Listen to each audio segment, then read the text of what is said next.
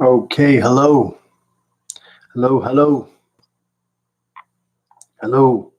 Okay, chapter 5 Shells from the Poetics of Space, Gaston Bachelard. Shells, the concept that corresponds to a shell is so clear, so hard, and so sure that a poet, unable simply to draw it and reduced rather to speaking of it, is at first at a loss for images. He is arrested in his flight towards dream values and by the geometrical reality of the forms.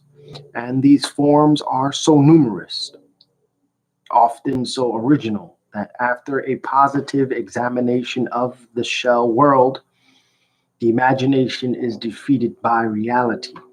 Here it is nature that imagines, and nature is very clever. One has only to look at pictures of Ammonites, Ammonites to realize that as early as the Mesozoic age, mollusks constructed their shells according to the teachings of a transcendental geometry. Ammonites built their homes around the axis of a logarithmic spiral, a very clear account of this construction of geometrical forms by life may be read in Monod-Herzen's excellent book. A poet naturally understands this aesthetic category of life, and Paul Valéry's essay Les Coquillages Shells fairly glows with the spirit of geometry. For Valerie, a crystal, a flower, or a shell stands out from the usual disorder that characterizes most perceptible things. That is for Valerie. They are privileged forms that are more intelligible for the eye, even though more mysterious for the mind than all the others we see indistinctly. For this poet, whose thinking was essentially Cartesian, a shell seems to have been a truth of well solidified animal geometry, and therefore clear and distinct. The created object itself is highly intelligible, and it is the formation, not the form, that remains mysterious. As to the form, it would eventually assume a vital decision governed the initial choice that involved knowing whether the shell would coil to the left or to the right.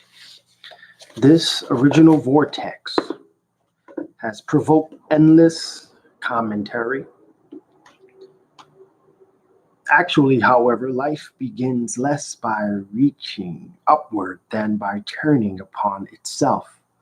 But what a marvelous, insidious, subtle image of life a coiling vital principle would be, and how many dreams to leftward oriented shell, or one that did not conform to the rotation of its species, would inspire. Paul Valéry lingered long over the ideal of a modeled or carved object that would justify its absolute value by the beauty and solidity of its geometrical form, while remaining unconcerned with the simple matter of protecting its substance.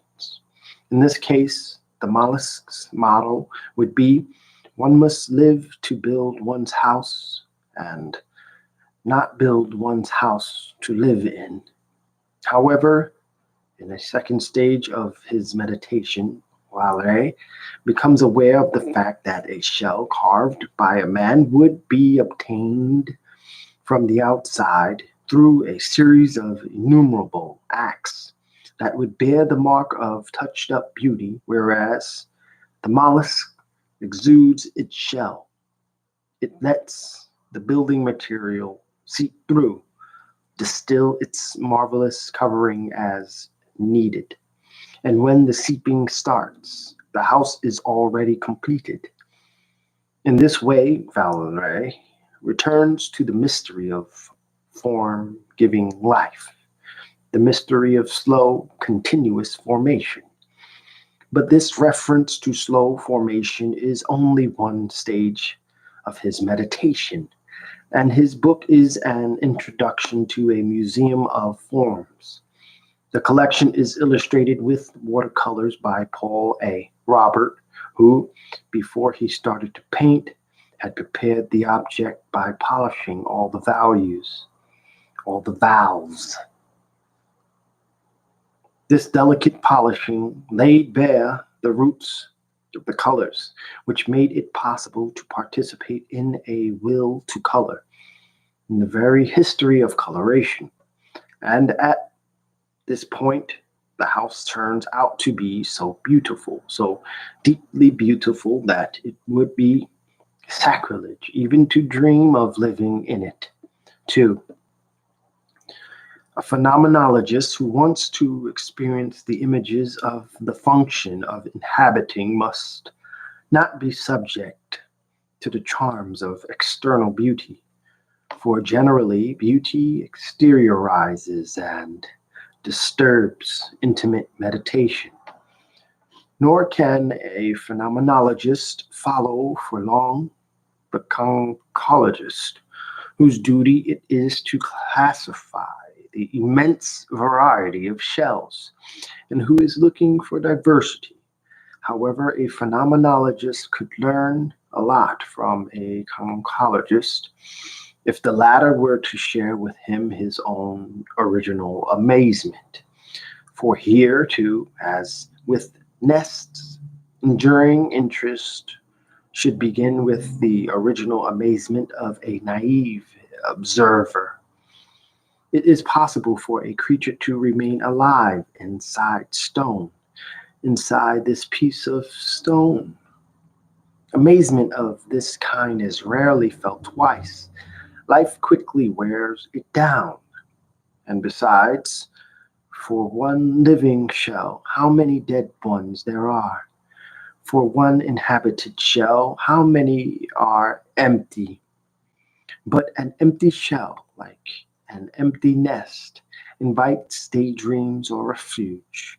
No doubt we over-refine our daydreams when we follow such simple images as these. But it is my belief that a phenomenologist should go in the direction of maximum simplicity, and therefore I believe that it is worthwhile proposing a phenomenology of the inhabited shell. 3. The surest sign of wonder is exaggeration, and since the inhabitant of a shell can amaze us, the imagination will soon make amazing creatures, more amazing than reality, issue from the shell. In Jurgis Balchusanti's fine volume entitled Les Moyens Âges Fantastiques, we find reproductions of antique jewels in which the most unexpected animals, a hare, a bird, a stage, or a dog, come out of a shell, as from out of a magician's hat. This comparison with a magician's hat will be quite useless to anyone who takes up his position in the very center where images develop. When we accept slight amazement, we prepare ourselves to imagine great amazement, and in the world of the imagination, it becomes normal for an elephant, which is an enormous animal, to come out of a snail shell. It would be exceptional, however, if we were to ask him to go back into it. Later, in a later chapter, I shall have an opportunity to show that in the imagination, to go in and come out are never symmetrical images. Large, free animals escape mysteriously from some small object, right? Balsantes. And he adds, Aphrodite was born in these conditions. Beauty and magnitude cause spores to swell, as I shall show later. One of the powers of attraction of smallness lies in the fact that large things can issue from small ones. Everything about a creature that comes out of a shell is dialectical, and since it does not come out entirely, the part that comes out contradicts the part that remains inside. The creature's rear parts remain imprisoned in the solid geometrical forms, but life is in such haste when it comes out that it does not always take on a designated form, such as that of a young hare or a camel. Certain engravings show strangely mixed creatures, as in the case of the snail, shown in this work by Balsantes, with a bearded human head and ears, wearing a bishop's mitre, and with 4 animal feet. The shell is a witch's cauldron in which bestiality is brewing. According to Balsantes, les heures de Marguerite de Poitiers are full of grotesque figures of this kind. Several of them have discarded their shells, and remain coiled in the form of the shell. Heads of dogs, wolves, and birds, as well as human heads, are attached directly to mollusks. And so, unbridled, bestial daydream produces a diagram for a shortened version of animal evolution. In other words, in order to achieve grotesqueness, it suffices to abridge an evolution. And the fact is that a creature that comes out of its shell suggests daydreams of a mixed creature that is not only half fish, half flesh, but also half dead, half alive, and in extreme cases, half stone, half man. This is just the opposite of the daydream that petrifies us with fear. Man is born of stone. If in C.G. Jung's book, Psychology en Alchimie, we examine closely the figures shown on page 86, we see Melusines, not the romantic Melusines that spring from the waters of lakes, but Melusines that are symbols of alchemy who help us to formulate dreams of the stone from which the principles of life are said to come. Melusine actually comes forth from her scaly, gravely tail, which reaches back into the distant past and is slightly spiraled. We have not the impression that this inferior being has retained its energy. The tail shell does not eject its inhabitant. It is rather a matter of an interior form of life having been reduced to nothing by a superior one. Here, as elsewhere, life is energetic at its summit, and this summit acquires dynamism in the finished symbol of the human being. For all dreamers of animal evolution have man in mind.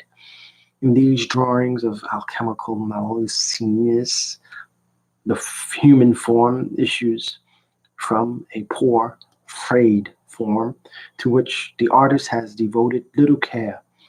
But inertness does not incite to daydreaming, and the shell is a covering that will be abandoned. The forces of egress are such, the forces of production and birth are so alive. that two human beings, both wearing diadems, may be seen half emerged from the formless shell in figure 11 of Jung's book.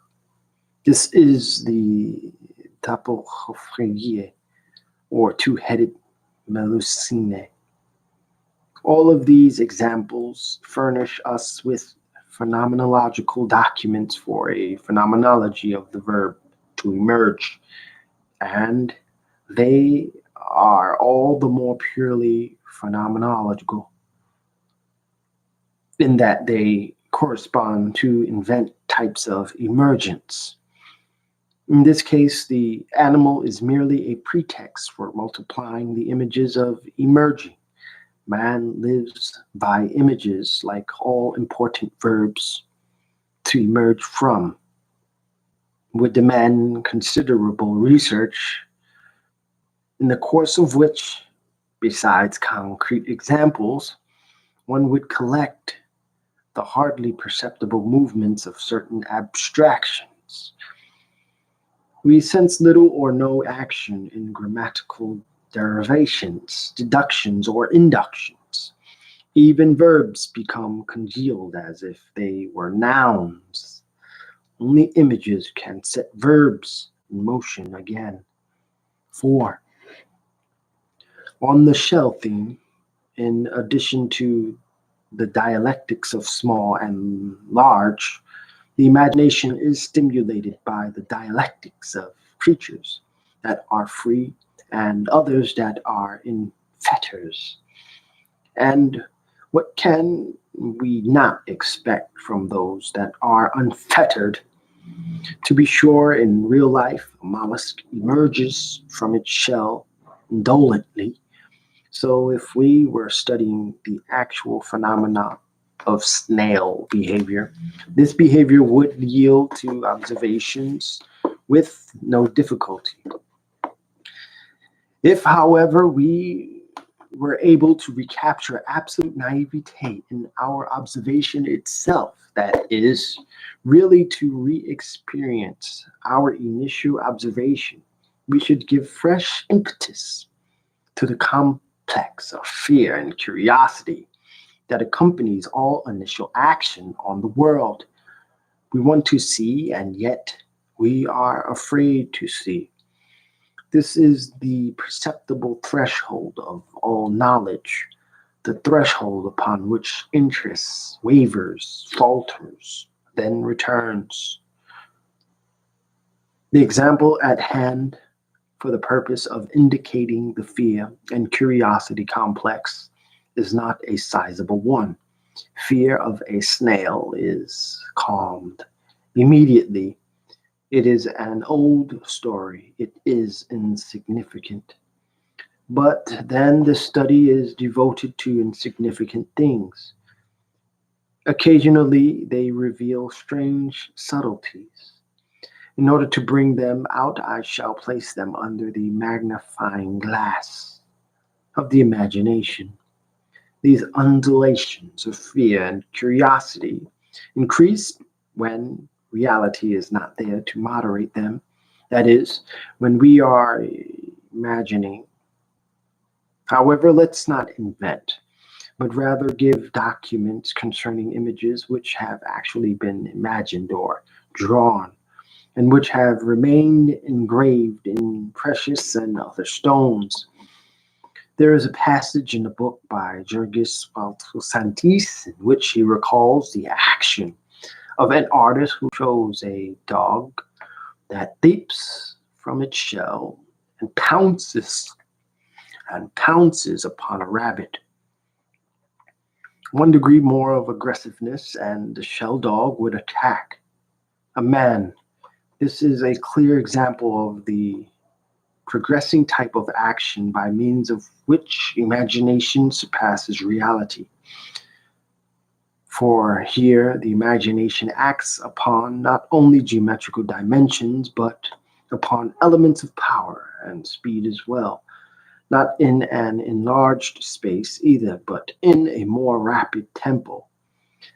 When the motion picture camera accelerates, the unfolding of a flower, we receive a sublime image of offering.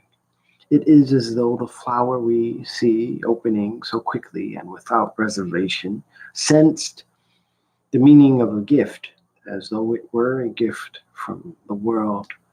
But if the cinema showed us a snail emerging from its shell in fast motion, or pushing its horns toward the sky very rapidly, what an aggression that would be! What aggressive horns! All our curiosity would be blocked by fear, and the fear curiosity complex would be torn apart. There is a sign of violence in all these figures in which an overexcited creature emerges from a lifeless shell. Here, the artist precipitates his animal daydreams. Here, the artist precipitates his animal daydreams. Since they belong to the same type of daydreams, we must associate abbreviations of animals that have their heads and tails fastened together, the artist having neglected to show the intermediary parts of their bodies, with these snail shells from which emerged quadrupeds, birds, and human beings. To do away with what lies between is, of course, an ideal of speed, and thanks to a sort of acceleration of imagined vital impulse, the creature that emerges from the ground immediately assumes his physiognomy.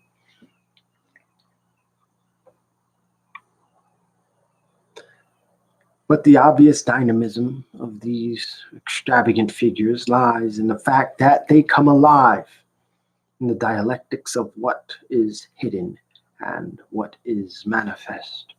A creature that hides and withdraws into its shell is preparing a way out. This is true of the entire scale of metaphors, from from the resurrection of a man in his grave to the sudden outburst of one who has long been silent. If we remain at the heart of the image under consideration, we have the impression that by staying in the motionlessness of its shell, the creature is preparing temporal explosions, not to say whirlwinds, of being. The most dynamic escapes take place in cases of repressed being, and not in the flabby laziness of the lazy creature whose only desire is to go and be lazy elsewhere. If we experience the imaginary paradox of a vigorous mollusk, the engravings in question give us excellent depictions of them. We attain to the most decisive type of aggressiveness, which is postponed aggressiveness, aggressiveness that bides its time. Wolves and shells are cooler than stray ones. 5. By adhering to a method which seems to me decisive in a phenomenology of images, and which consists of designating the image as an excess of the imagination, I have accentuated the dialectics of large and small, hidden and manifest, placid and aggressive, flabby and vigorous. I have also followed the imagination to a point well beyond reality in its task of enlargement, for in order to surpass, one must first enlarge. We have seen how freely the imagination acts upon space, time, and elements of power, but the action of the imagination is not limited to the level of images. On the level of ideas, too, it tends toward extremes, and there are ideas that dream. For instance, certain theories which were once thought to be scientific are in reality vast, boundless daydreams. I should like to give an example of a dream idea of this type, which takes the shell as the clearest proof of life's ability to constitute forms. According to this theory, which was propounded in the 18th century by J.B. Robinette, everything that has form has a shell ontogenesis. And life's principal effort is to make shells. It is my opinion that at the center of Robinette's immense evolutionary table, there was a vast dream of shells. Indeed, the title alone of one of his books, whose Philosophers de la condition naturelle des formes de l'être, ou les essais de la nature qui apprennent de frères les hommes. Philosophical views on the natural gradation of forms of existence, or the attempts made by nature while learning to create humanity, Amsterdam, 1768, describes the orientation of his thinking. Those who have the patience to read the entire work will discover a veritable commentary in dogmatic form on the type of drawings I mentioned earlier. Here, too, partial animal forms appear on every side. Fossils for Robinette are bits of life, of casts, of separate organs, which will find a coherent life at the summit of an evolution that is preparing the way for man. We might say that the inside of a man's body is an assemblage of shells.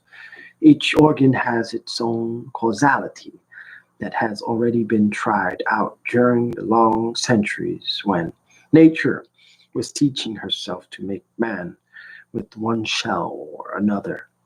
The function constructs its form from old models, and life, although only partial, constructs its abode the way the shellfish constructs its shell.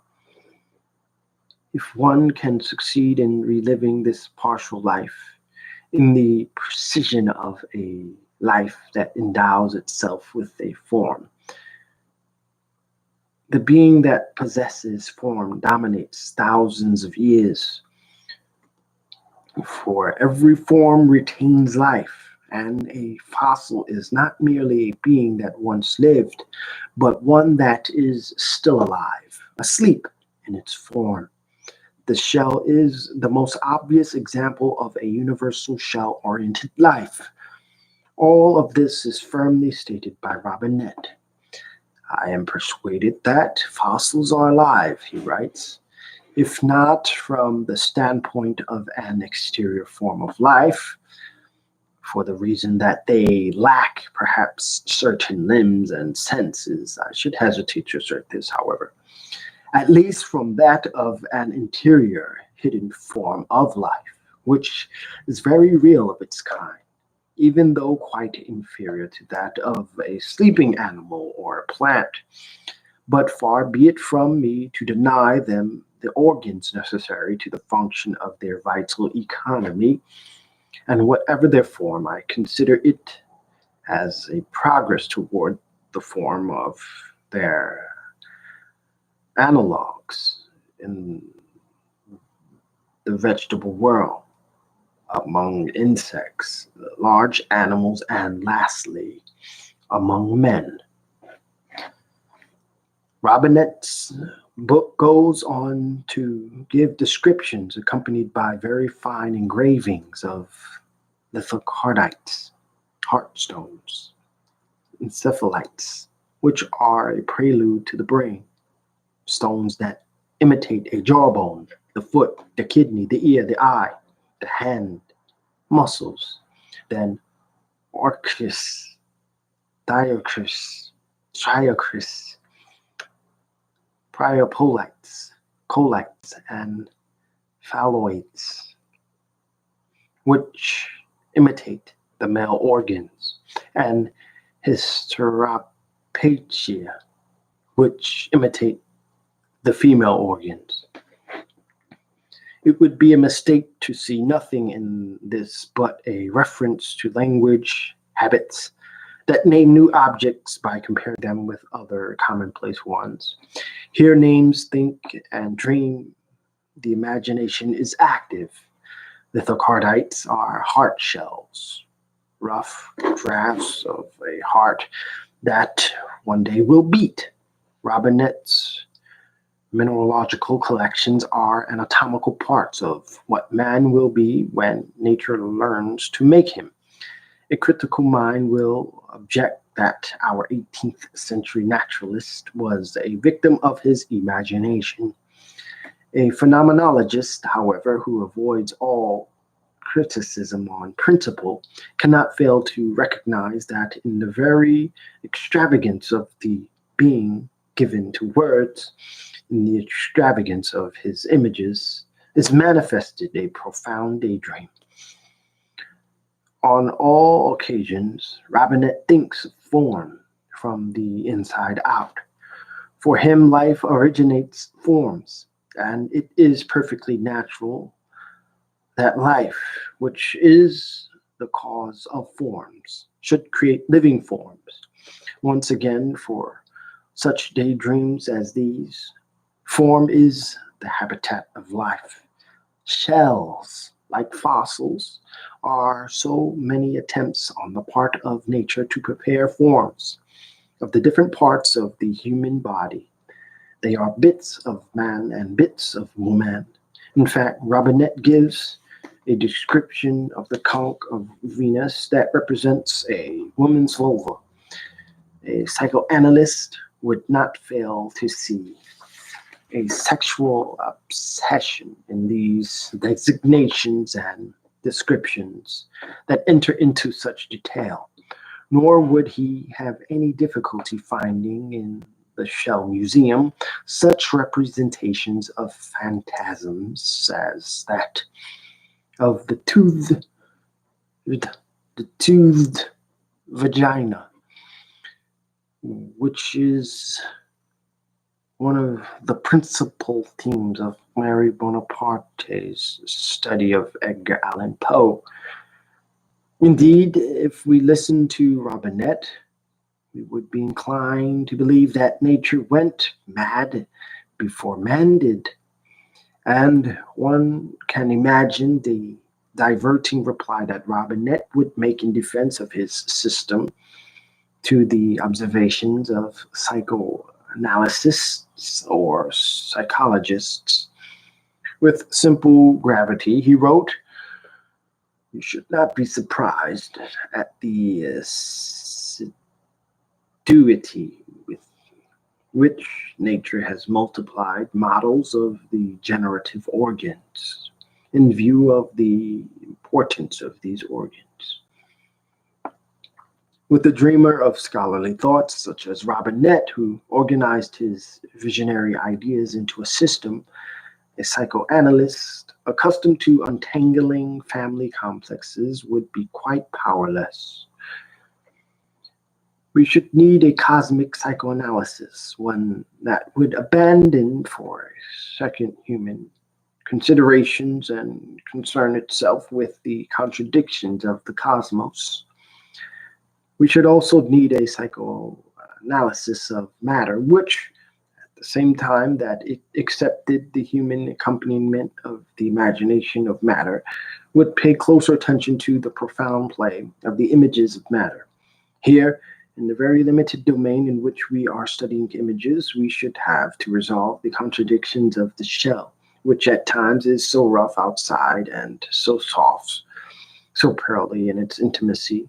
How is it possible to obtain this polish by means of friction with a creature that is so soft and flabby?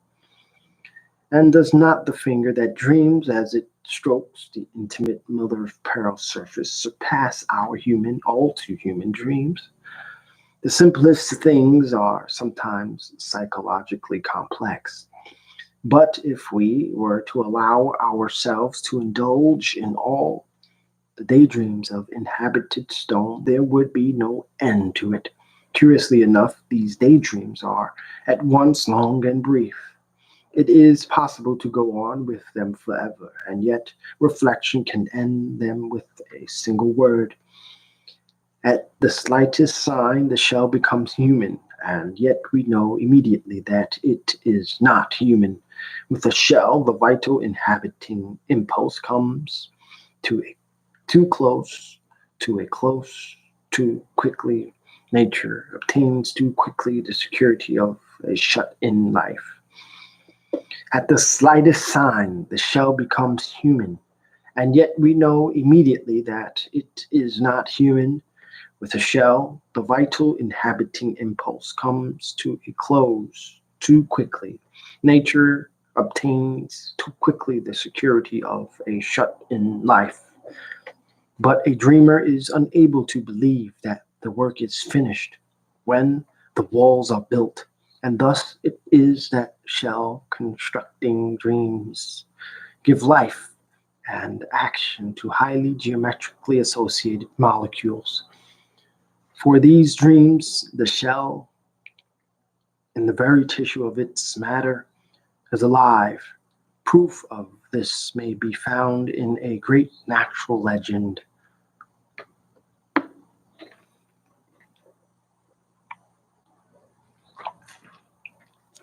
6. A Jesuit priest, Father Kircher, once asserted that on the coast of Sicily, the shells of shellfish, after being ground to a powder, come to life again and start reproducing if this powder is sprinkled with salt water. The Abbé de Valmont cites this fable. The Abbé de Valmont cites this fable as a parallel to that of the phoenix that rises from its ashes.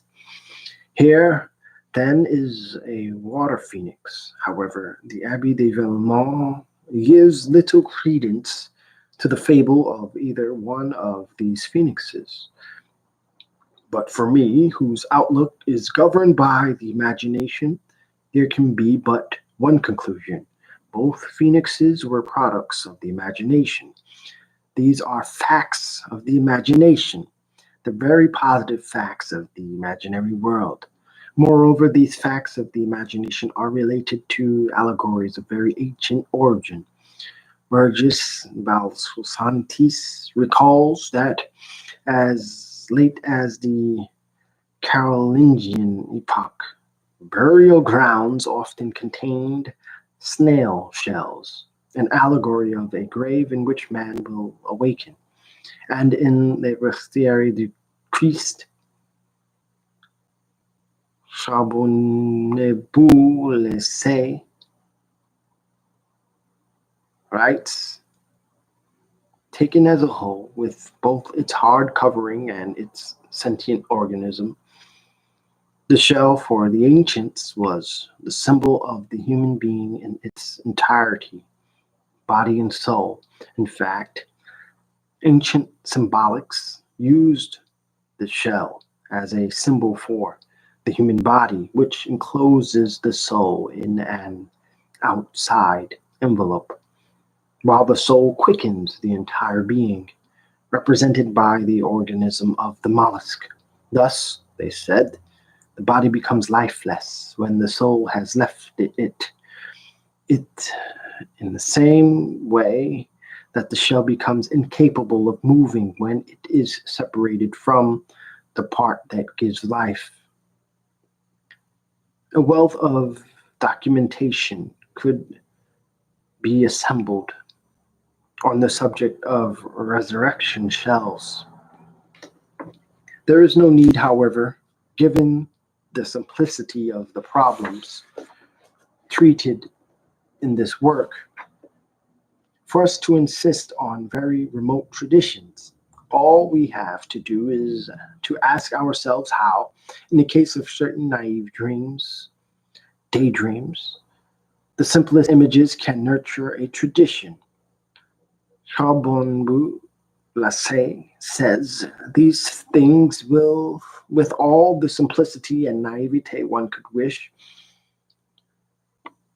all we have to do is ask ourselves how, in the case of certain naive daydreams, the simplest images can nurture a tradition. Charbonneaux-Lassay says these things with all the simplicity and naivete one could wish. After quoting the book of Job with its invincible hope of resurrection, he adds, how did it happen that the quiet, earthbound snail should have been chosen to symbolize this ardent, invincible hope? The explanation is that at the gloomy time of year when winter's death holds earth in its grip, the snail plunges deep into the ground, shuts itself up inside the shell, as though in a coffin by means of a strong limestone epigram, until spring comes and sings Easter hallelujahs over its grave. Then it tears down its wall and reappears in broad daylight, full of life.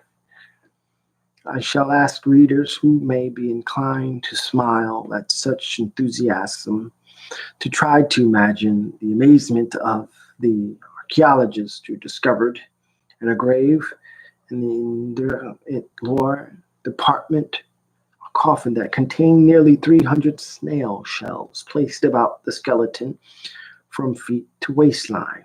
Such a contact with a belief places us at the origin of all beliefs. A lost symbolism begins to collect dreams again.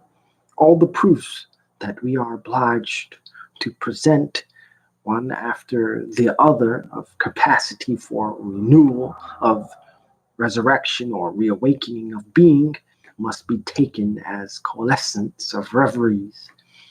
If we add to these allegories and symbols of resurrection the synthesizing nature of dreams, of the powers of matter, we understand the fact that profound dreamers are unable to rule out the dream of a water phoenix, the shell itself, in which a resurrection is being prepared in the synthesizing dream, is subject to resurrection.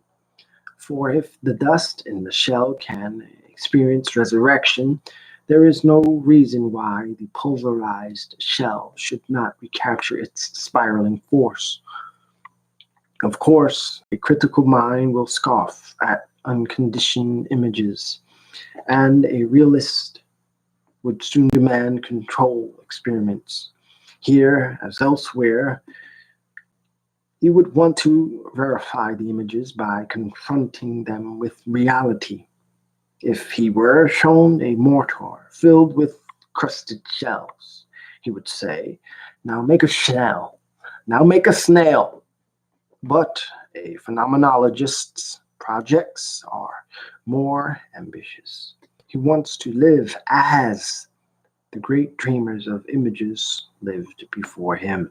And since I have underlined certain words, I shall ask the reader to note that the word as is stronger than the word like, which, as it happens, would omit a phenomenological nuance.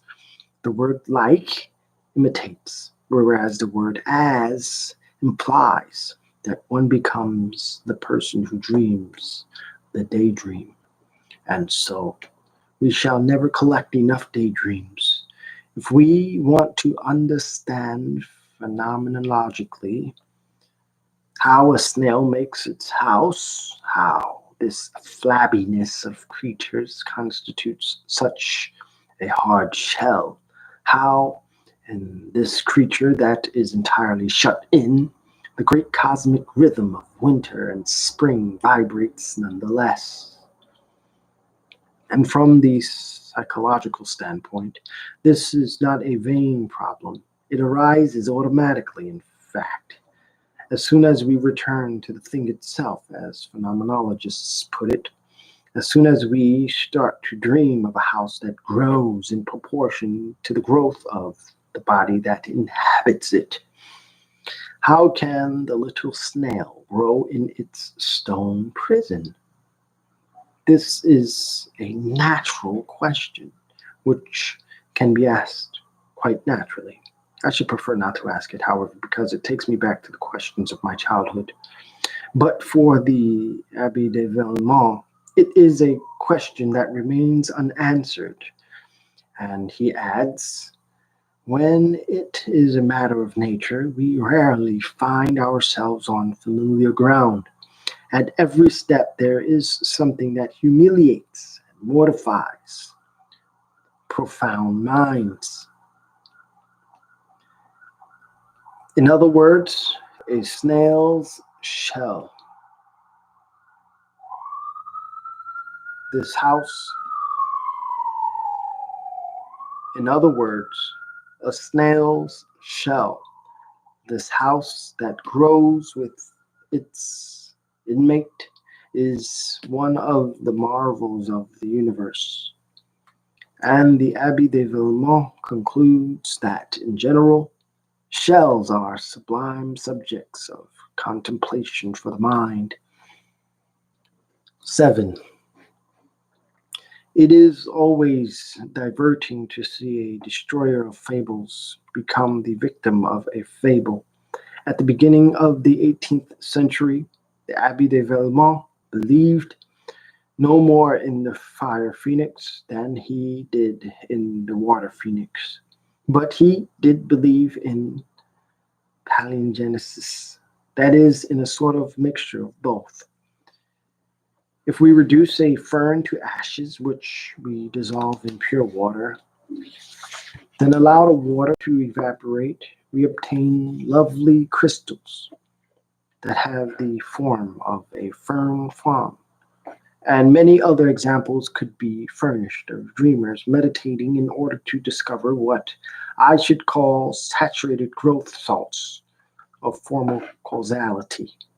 But closer to the problems with which we are concerned just now, one feels, in the Abbé de Villemont's book, the effect of a contamination of the nest images and those of the shell. At one point, this author speaks of the anatifere plant, or the anatifere shellfish, that grows on the wood of ships. It is an assemblage of 8 shells, he writes, that looks rather like a bunch of tulips, all of the same substance as mussel shells. The entrance is at the top and is closed by means of little doors that are joined together in a most admirable way. All that remains is to find out how this sea plant and the little inmates that occupy these artistically created apartments are formed. A few pages on, the contamination of the shell and the nest is presented quite clearly.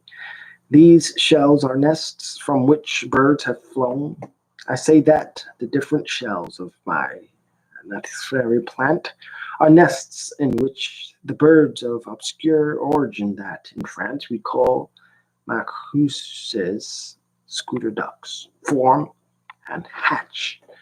Here we have a confusion of genres that is quite common to the daydreams of pre-scientific epochs. Scooter ducks were supposed to be cold-blooded birds, but if it was asked how these birds hatched their young, a frequent reply was, why should their hens set, since by nature they can warm neither the eggs nor the nestlings?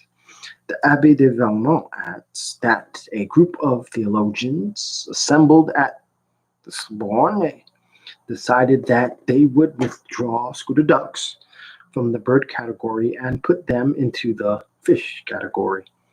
This being the case, they can be eaten in Lent.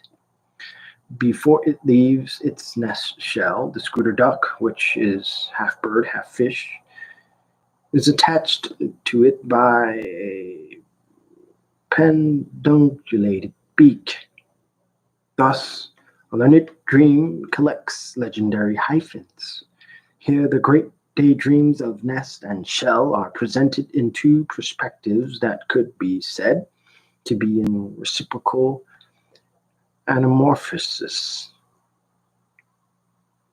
Nest and shell are 2 great images that reflect back their daydreams. Here, forms do not suffice to determine such affinities.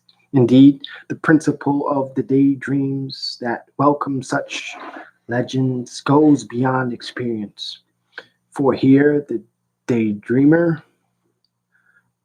for here the dreamer has entered into the domain in which convictions that originate beyond what we see and touch are formed.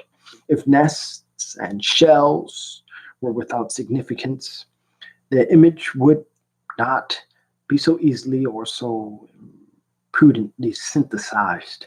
With eyes closed and without respect to form and color, the dreamer is seized by convictions of a refuge in which life is concentrated, prepared, and transformed.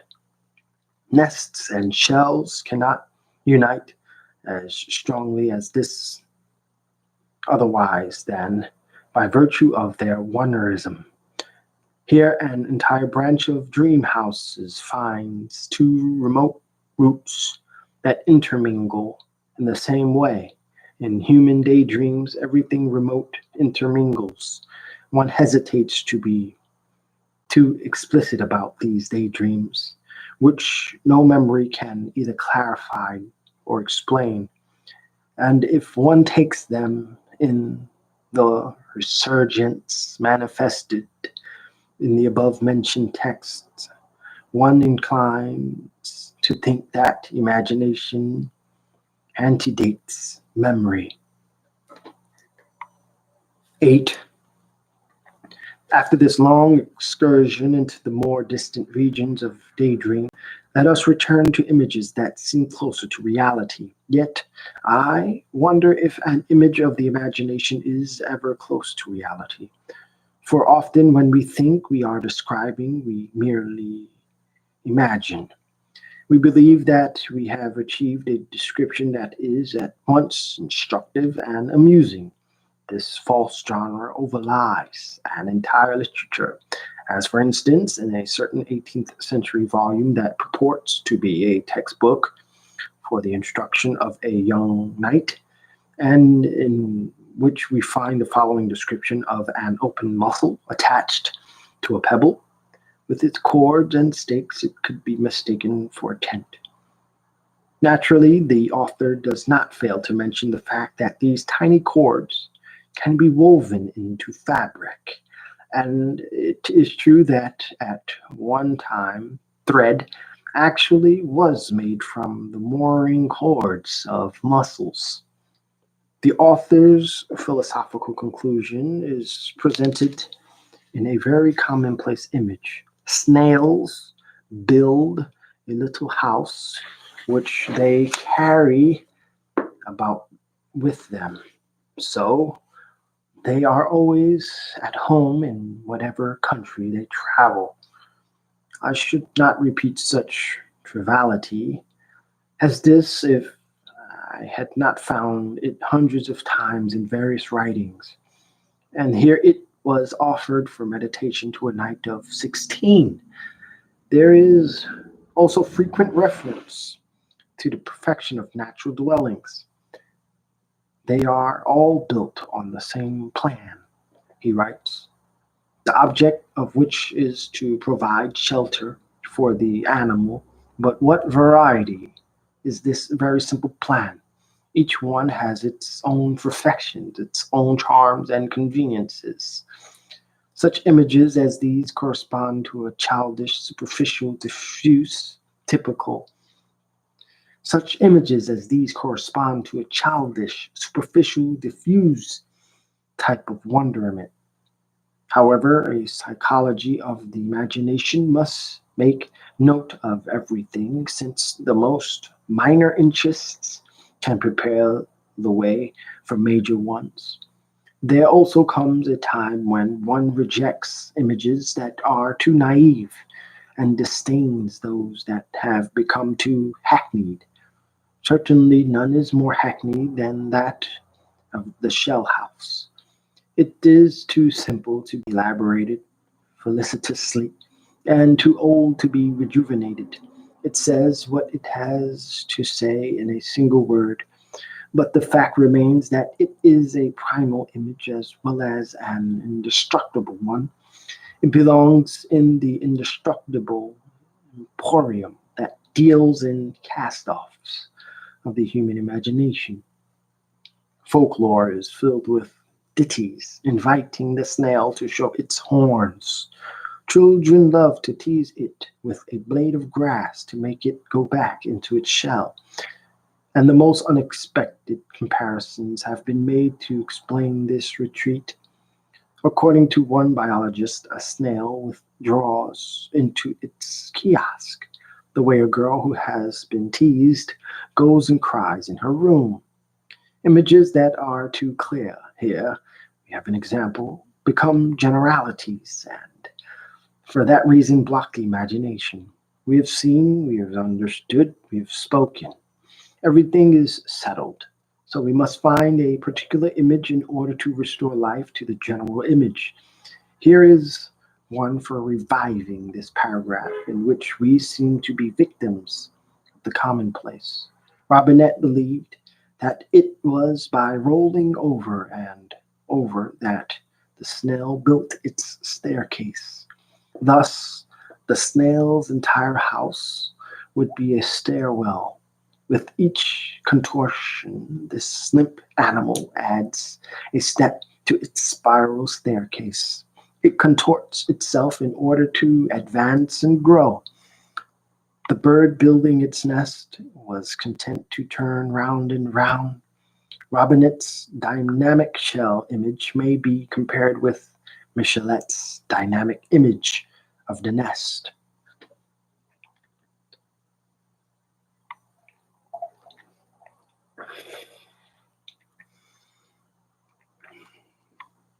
Nine. Nature has a very simple way of amazing us through exaggerated size.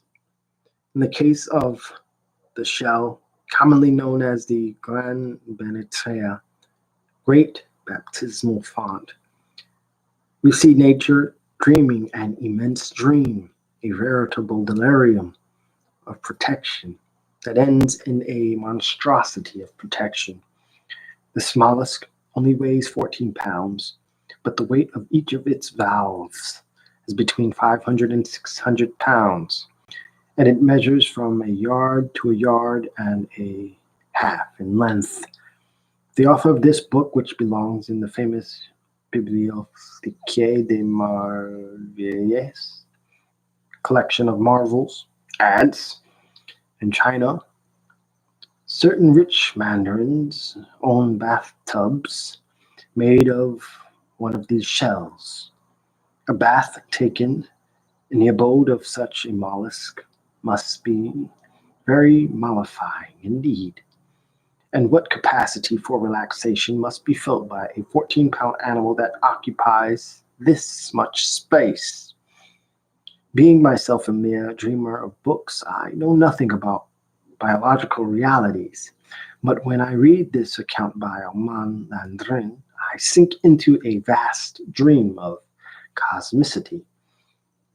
And who would not feel cosmically cheered at the thought of taking a bath in the Grand Benetier's shell?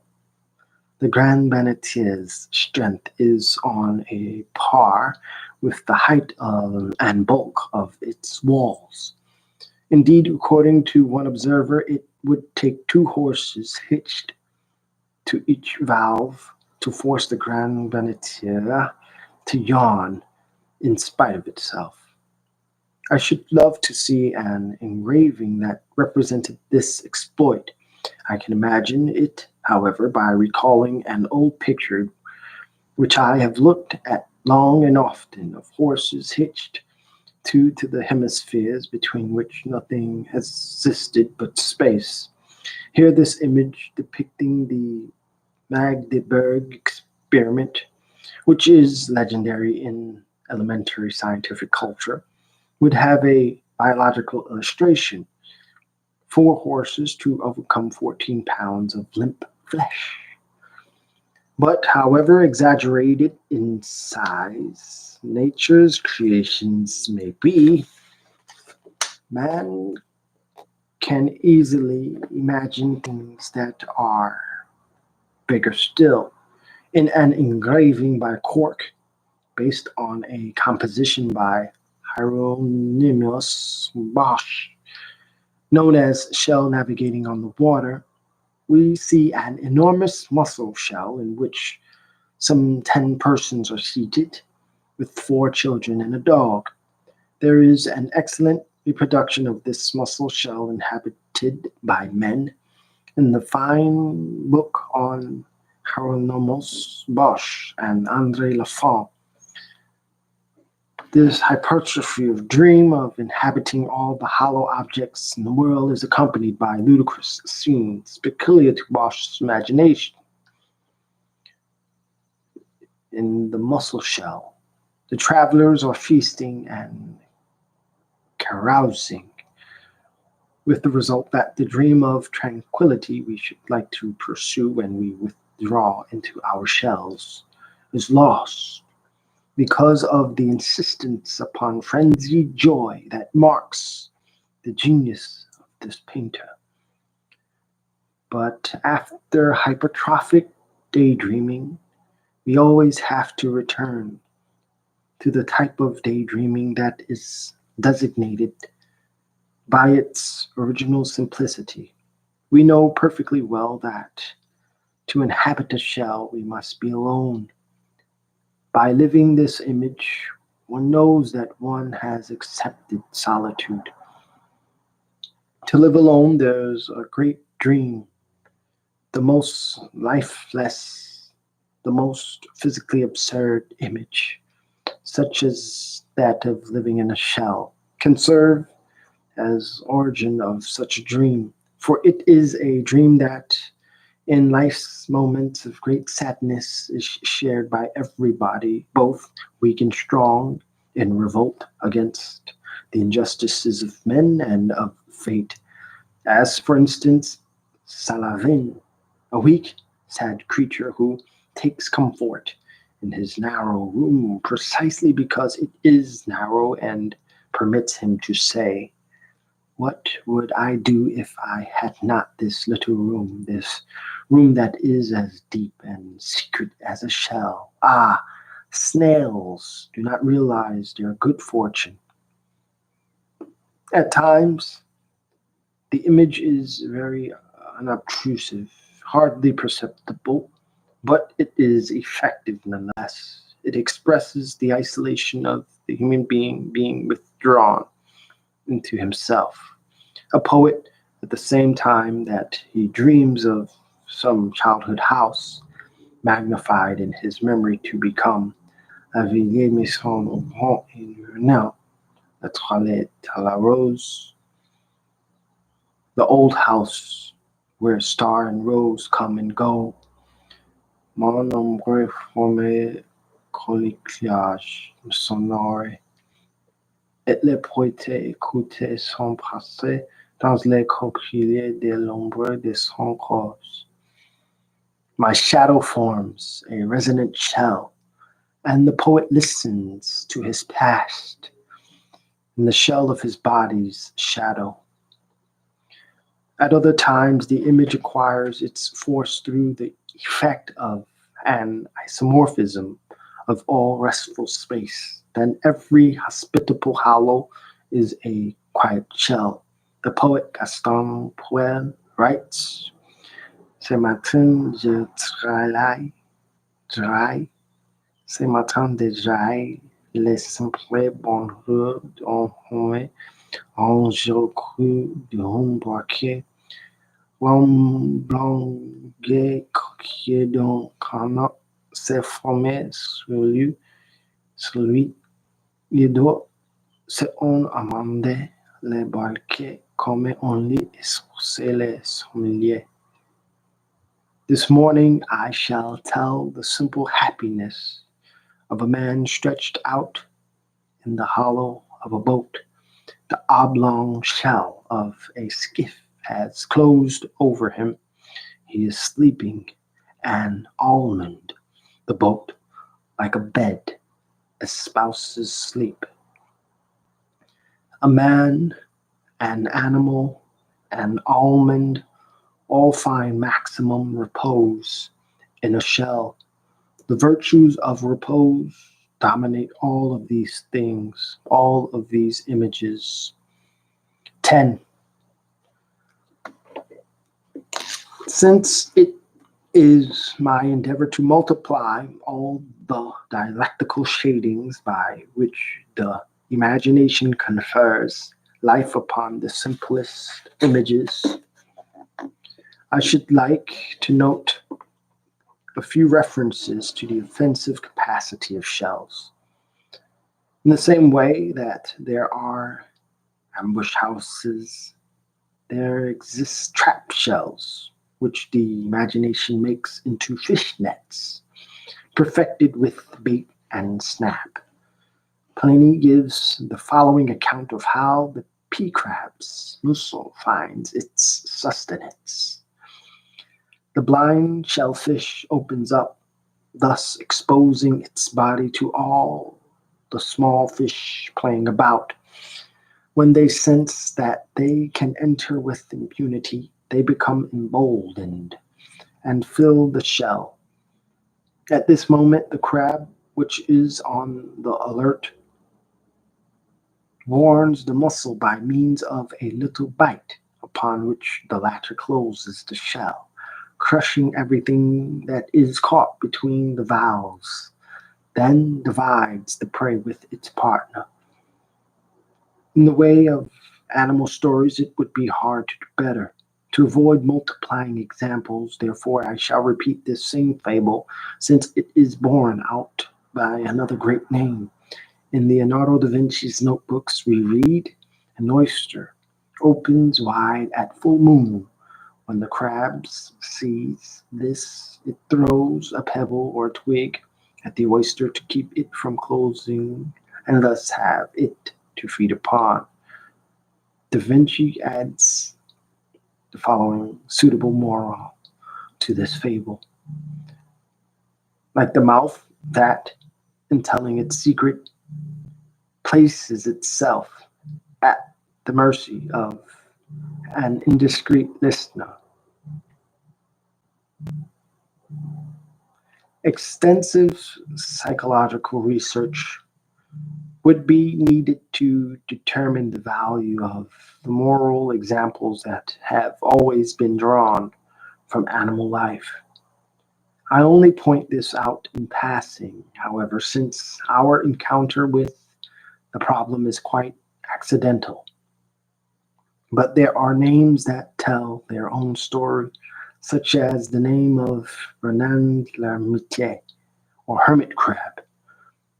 This mollusk does not build its own shell, but, as everyone knows, goes to live in an empty shell. It changes when it feels too cramped for space. The image of the hermit crab that goes to live in abandoned shells is sometimes associated with the habits of the cuckoo, which lays its eggs in others' shells. In both cases, nature seems to enjoy contradicting natural immorality. Contradicting natural morality.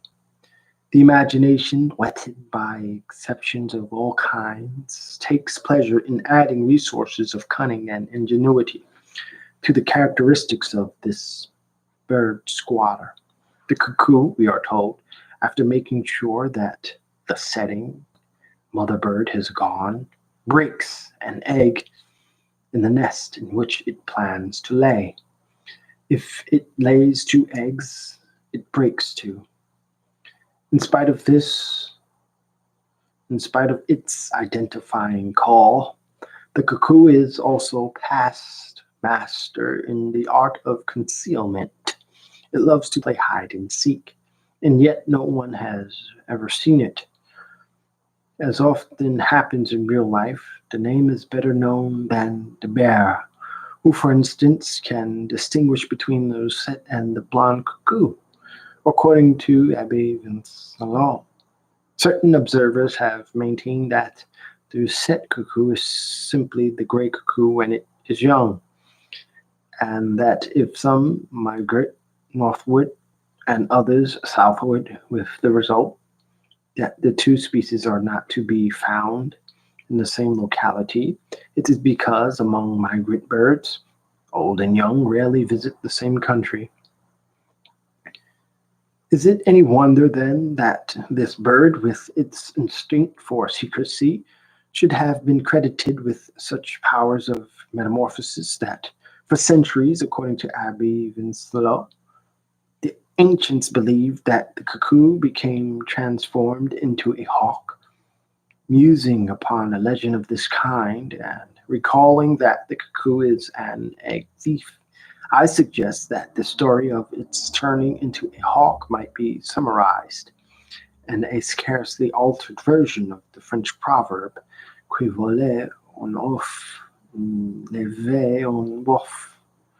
He who steals an egg will carry off an ox. 11. There are minds for which certain images retain absolute priority. Bernard Palissy was one of these, and for him, shell images were of enduring interest. If one had to designate Palissy by the dominating element of his material imagination, he would fall quite naturally into an earthly group. But since the material imagination is a matter of nuances, Palissy's imagination would have to be specified as that of an earthly being in quest of a hard earth that must be further hardened by fire, but which also has the possibility of attaining natural hardness through the action of a solidifying, self-containing salt. Shells manifest this same possibility, and in this respect, the limp, sticky, slimy creatures that inhabit them play a role in their hard consistency.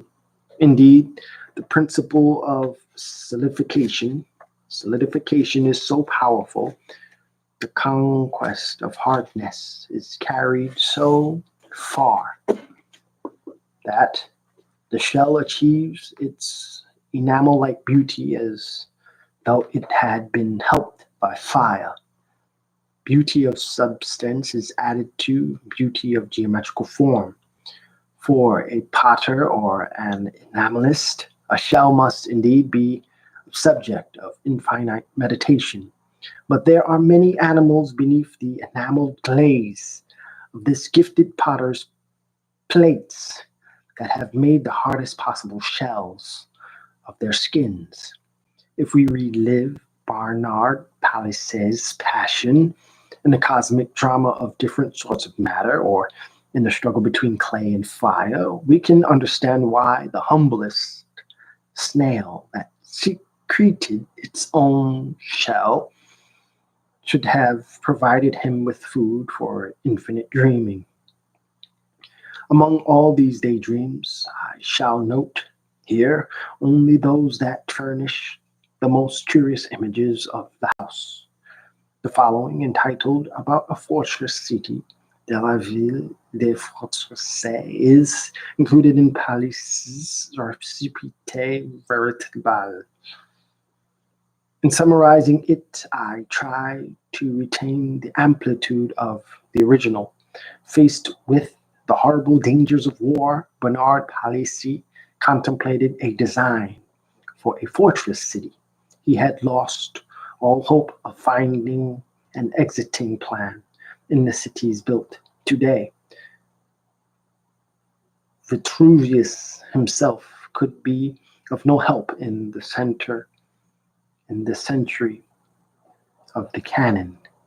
So he journeyed through forests, mountains, and valleys to see if he could find some industrious animal that had built some industrious houses. After inquiring everywhere, Palissy began to muse about a young slug that was building its house and fortress with its own saliva. Indeed, he passed several months dreaming of a construction from within. and most of his leisure time spent walking beside the sea, where he saw such a variety of houses and fortresses which certain little fishes had made from their own liquor and saliva that from now on I began to think that here was something that might be applied to my own project. The battles and acts of bigotry that take place in the sea, being on a large scale than those that take place on land, God had conferred upon each one the diligence and skill needed to build the house that had been surveyed and constructed by means of such geometry and architecture that Solomon, in all his wisdom, could never have made anything like it. With regard to spiraled shells, he wrote that this shape was not at all for mere beauty. There's much more to it than that. You must understand that there are several fish with such sharply pointed beaks that they would devour most of the above mentioned fish if the latter's abodes were in a straight line. But when they are attacked by their enemies on the threshold, just as they are about to withdraw inside, they twist and turn in a spiral line, and in this way the foe can do them no harm. Meanwhile, someone brought Palissy two large shells from Guinea, a murex and a whelk.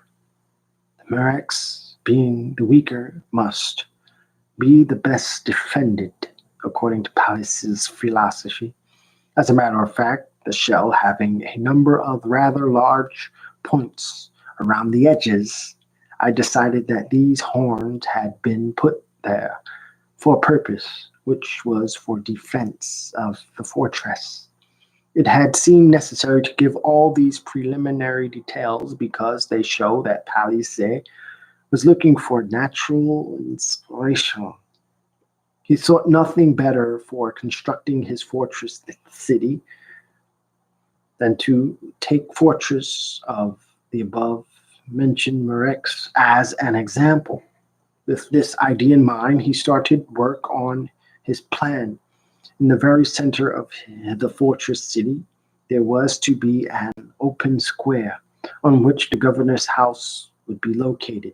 Starting from this square, a single street would run 4 times around the square, first in 2 circuits that espoused the shape of the square, then in 2 octagon-shaped circuits. All doors and windows in this quadruple winding street were to give onto the inside of the fortress, so that the backs of the houses would constitute one continuous wall. The last of the house walls was to back up against the city wall, which thus would form a gigantic snail. Bernard Palissy enlarged at length on the advantages of this natural fortress. Bernard Palissy enlarged at length on the advantages of this natural fortress. Even if part of it fell to the enemy, there would always remain a possibility of retreat. In fact, it was this spiral movement of retreat that determined the general line of the image. Nor would enemy cannon be able to follow the retreat and rake the streets of the coiled city. Enemy artillerymen would be as disappointed as the pointed beak marauders had been when they tried to attack a coiled shell. In this summary, which may seem too long to the reader, it has nonetheless been impossible to enter into the detail of mixed images and proof. Psychologists who followed Palissy's text line by line would find images used as proof, images that are witnesses of a resounding, reasoning imagination. This simple account is psychologically complex, but for us, in this century, the reasoning of such images is no longer convincing. We no longer have to believe in natural fortresses. And when military men build hedgehog defenses, they know that they are not in the domain of the image, but in that of simple metaphor. It would be a great mistake, however, if we were to confuse the genres and take Palissy's snail fortress for a simple metaphor. This is an image that has inhabited a great mind. As for myself, in a leisurely book of this kind, in which I enjoy all the images, I was obliged to linger over this monstrous snail. And in order to show that, through the simple play of the imagination, any image may be increased in size. I should like to quote the following poem in which a snail assumes the dimensions of a village. C'est un escargot nommé qui descendait de la montagne, et les ruisseaux compagnie de sa bave blanche. Très vu, il n'a plus qu'on connaît, c'est son crochet carré. It's a giant snail descending the mountain with at its side the brook's white foam, very old, only one horn left, which is its short, square belfry. And the poet adds, Le château est sacré. The manor is its shell. But there are other passages in Bernard Palissy's works which accentuate this predestined image that we are obliged to recognize in his shell house experience. As it happens, this potential constructor of a shell fortress was also an architect and landscape gardener. And to complement his plans for gardens, he added plans for what he called chambers. These chambers were places of retreat that were as rough and rocky on the outside as an oyster shell. The exterior of the aforementioned chamber, wrote Palissy, will be of masonry made with large uncut stones, in order that the outside should not seem to have been man built. Inside, on the contrary, he would like it to be as highly polished as the inside of a shell. When the masonry is finished, I want to cover it with several layers of enameling, from the top of the vaulted ceiling down to the floor. This stone, I should like to build a big fire in it until the aforesaid enameling has melted and coated the aforesaid masonry.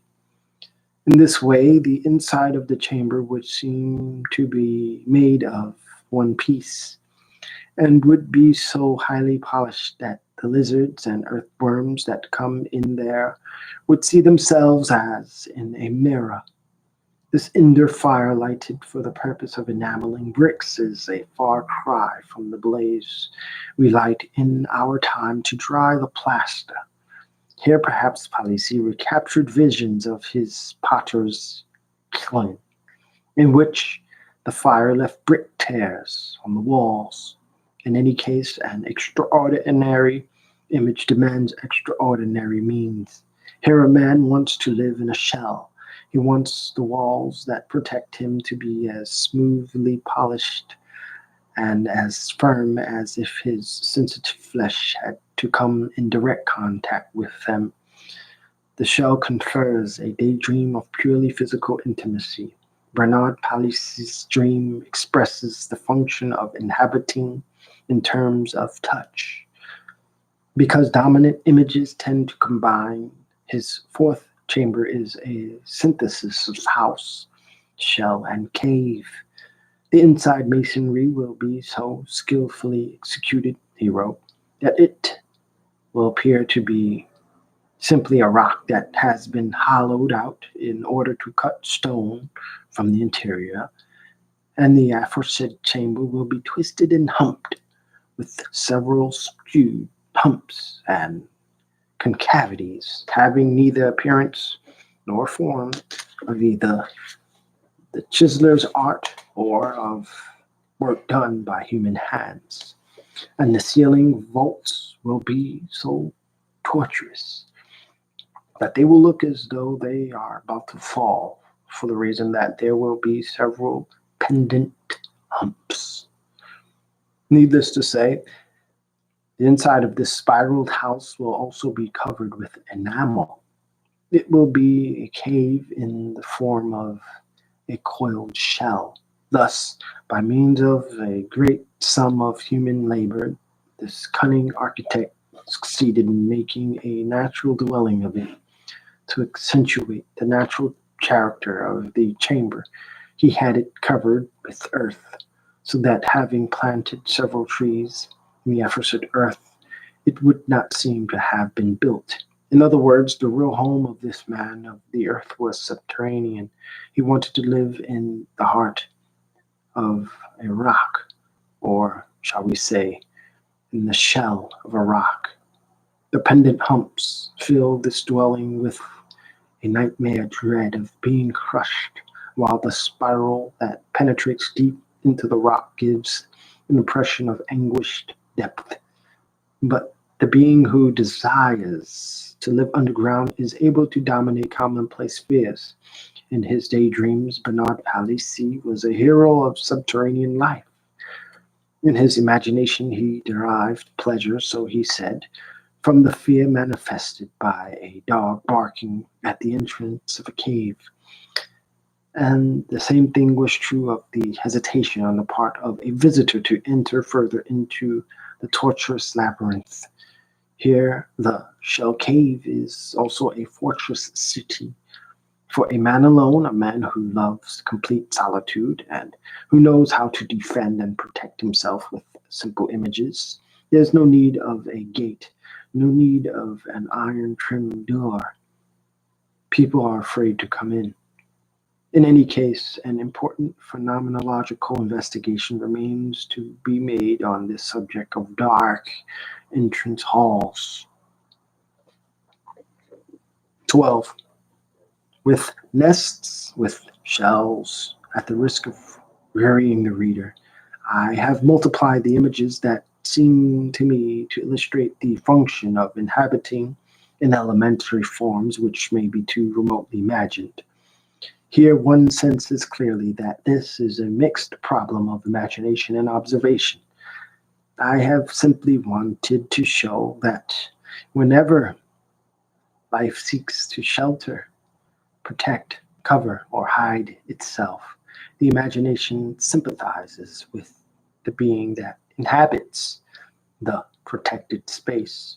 The imagination experiences protection in all its nuances of security, from life in the most material of shells to more subtle concealment through imitation of surfaces. As the poet Noel Arnaud expresses it, being seeks simulation and similarity. To be in safety under cover of a color is carrying the tranquility of inhabiting to the point of culmination, not to say imprudence. Shade, too, can be inhabited. 13. After this study of shells, we could, of course, tell a number of stories about the turtle, which, as the animal with the house that walks, would lend itself to much facile commentary.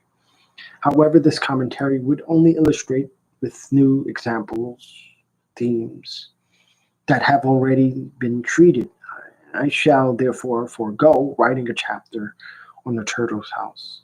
But since slight contradictions to primal images can occasionally stimulate the imagination, I should like to comment upon a passage from the Flemish travel notes of the Italian poet Giuseppe Ungaretti at the home of the poet Franz Hellens.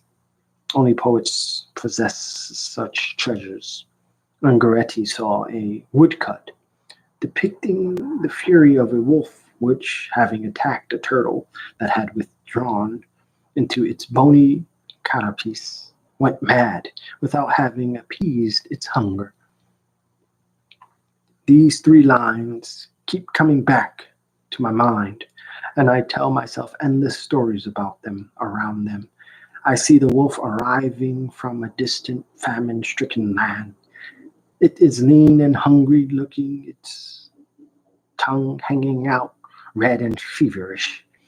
At that moment, what should come out from under a bush but a turtle, considered by epicureans the world over to be a particularly delicate morsel.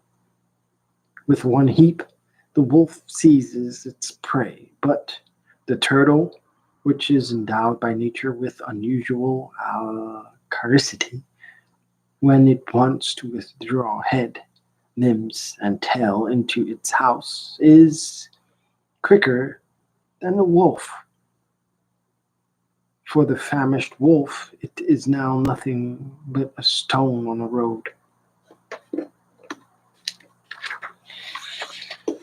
One hardly knows which side to take in this dramatic incident of hunger. I have tried to be impartial. I do not like wolves.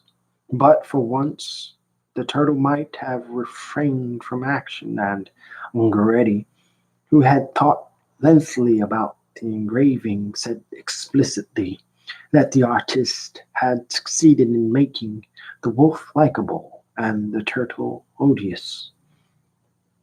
Phenomenologists would have many comments to make on this commentary. Of course, the psychological interpretation exceeds the facts, since no drawn line can interpret an odious turtle. The animal in its box is sure of its secrets. It has become a monster of impenetrable physiognomy. The phenomenologist, therefore, will have to tell himself the fable of the wolf and the turtle.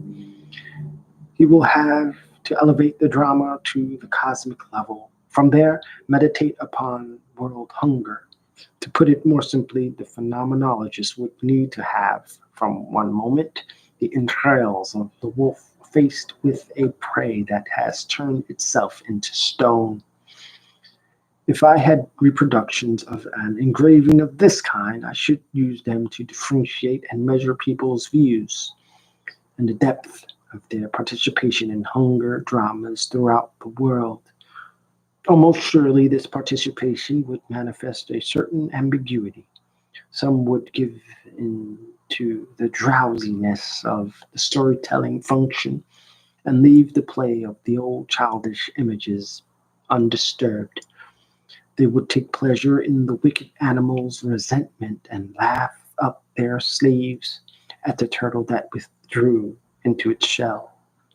Others, however, having been altered by Ungaretti's interpretation, might reverse the situation. Such a reversal of a fable that has long lain dormant in its traditions could have a rejuvenating effect on the function of storytelling. For here, the imagination makes a fresh start, which could be of advantage to phenomenologists. Reversals of this kind may seem to have only slight documentary interest for the all of a piece school of phenomenologists who take the world as their next door neighbor. They are immediately conscious of being of and in the world. But the problem becomes more complicated for a phenomenologist of the imagination, constantly confronted with the strangeness of the world. And what is more, the imagination, by virtue of its freshness and its own peculiar activity, can make what is familiar into what is strange. With a single poetic detail, the imagination confronts us with a new world.